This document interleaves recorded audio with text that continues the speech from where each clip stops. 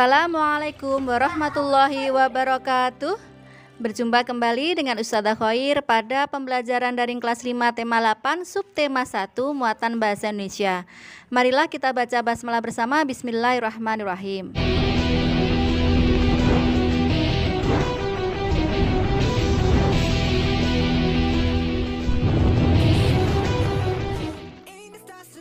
Pada kesempatan ini, materi yang akan dipelajari ada dua hal. Yang pertama, membuat peta pikiran dari teks non-fiksi. Yang kedua, mengurutkan peristiwa pada bacaan. Nah, sekarang silakan disimak dengan baik-baik. Nah, sekarang marilah kita baca bersama bacaan berikut yang berjudul Demi air bersih, warga Waborobo rela berjalan sejauh 15 km. Warga Kelurahan Waborobo, Kecamatan Beto Ambari, Kota Bau-Bau, Sulawesi Tenggara, sulit mencari air bersih.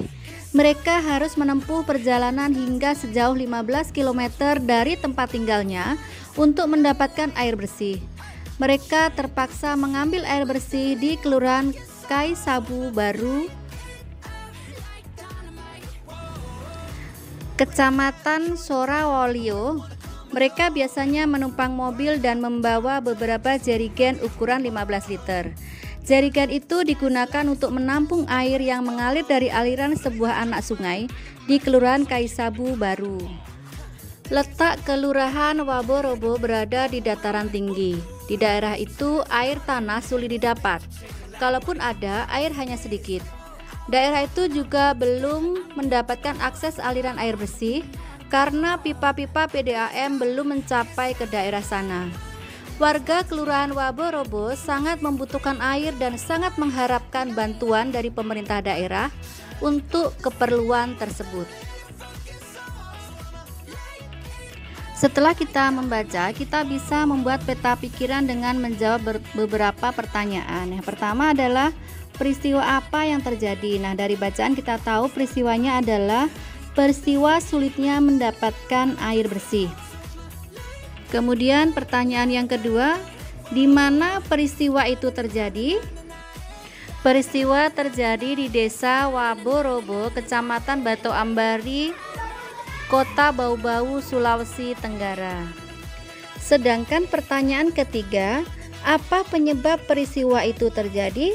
Sesuai dengan bacaan, jawabnya adalah karena letak Kelurahan Waborobo berada di dataran tinggi sehingga air tanah sulit didapat. Kalaupun ada, air hanya sedikit. Daerah itu juga belum mendapatkan akses aliran bersih karena pipa-pipa PDAM belum mencapai ke daerah sana. Nah, setelah kita menjawab pertanyaan-pertanyaan tersebut, kita bisa menyusun peta pikiran dengan lengkap. Berikutnya adalah urutan peristiwa pada cerita fiksi. Nah, sebelumnya kita harus tahu dulu apa yang dimaksud dengan cerita fiksi. Jadi cerita fiksi adalah peristiwa yang bersifat imajinatif atau khayalan dari penulis dan bukan kejadian sebenarnya. Nah, sedangkan urutan peristiwa merupakan rekaman peristiwa yang pernah terjadi. Nah, ini disusun dari awal mula peristiwa sampai dengan akhir peristiwa.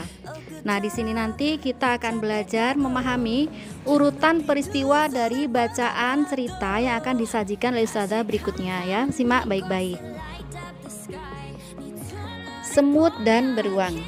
Pada suatu hari, Berry si beruang melihat ke dalam mata air. Berry mengeluh, sepertinya air di mata air ini semakin sedikit saja. Pasti bangsa semut terlalu banyak mengambil air. Berry lalu menundukkan kepala melihat ke tanah dengan teliti. Ia melihat seekor semut hitam berjalan membawa guci mungil di pundaknya. "Berhenti semut!" teriaknya. "Aku tak membiarkanmu mengambil air di sumber airku lagi. Kamu sudah terlalu banyak mengambil air.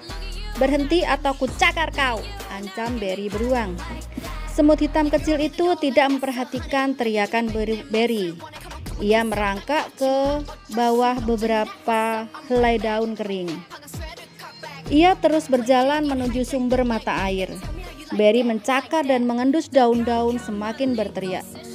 Tak ada gunanya bersembunyi. Aku bisa menemukanmu.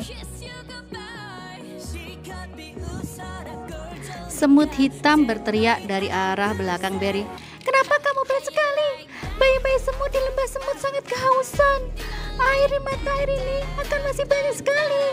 Bahkan masih cukup untuk 1000 rusa. Dengar kataku, geram Berry sambil membalik tubuhnya.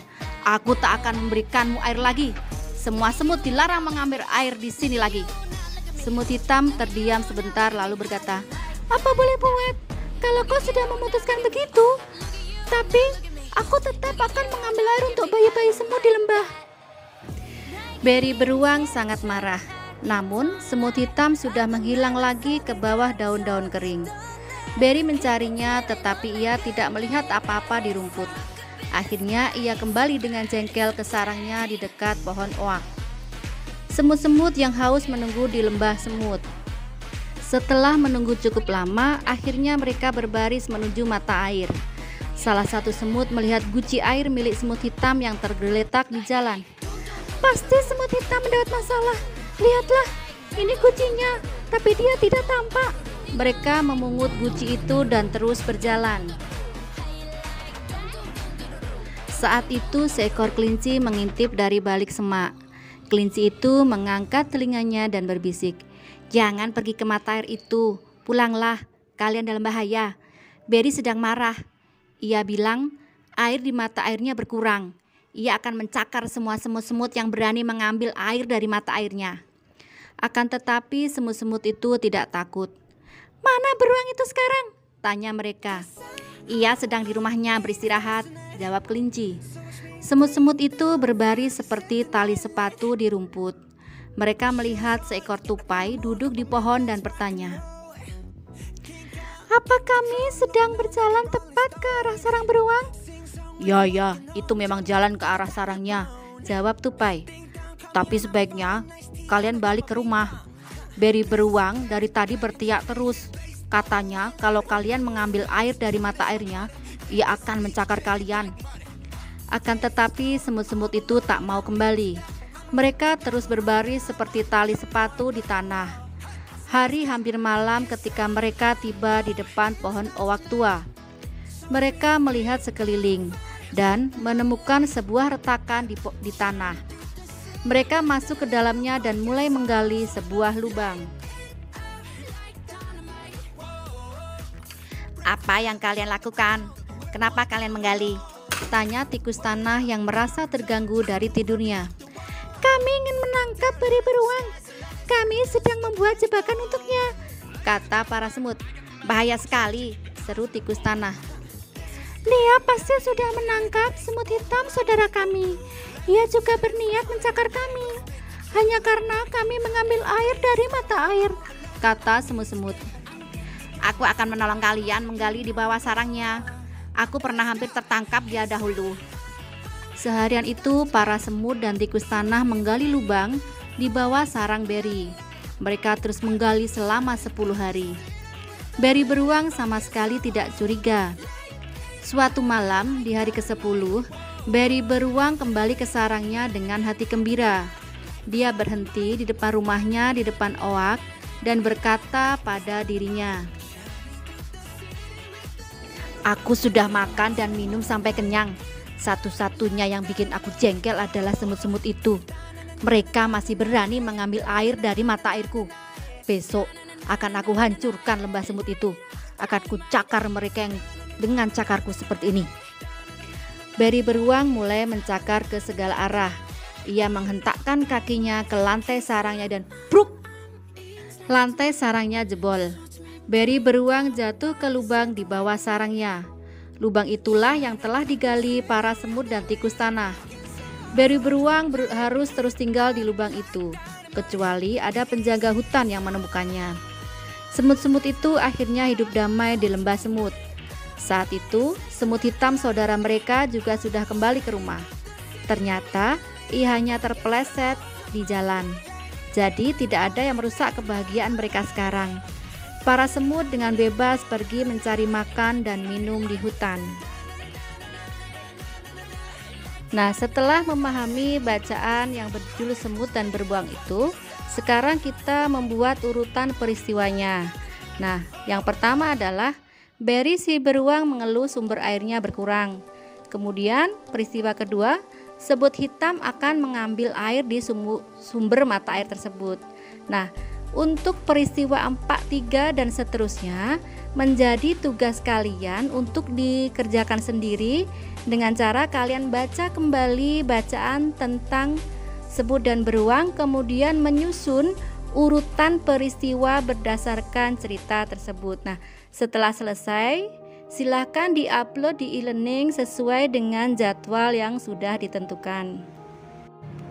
Demikian pembelajaran dari Ustazah. Jika ada kurang lebihnya Ustazah mohon maaf. Kita baca hamdalah bersama. Alhamdulillahirrabbilalamin. Tetap semangat menghadapi pembelajaran daring dan tetap jaga kesehatan. Wassalamualaikum warahmatullahi wabarakatuh.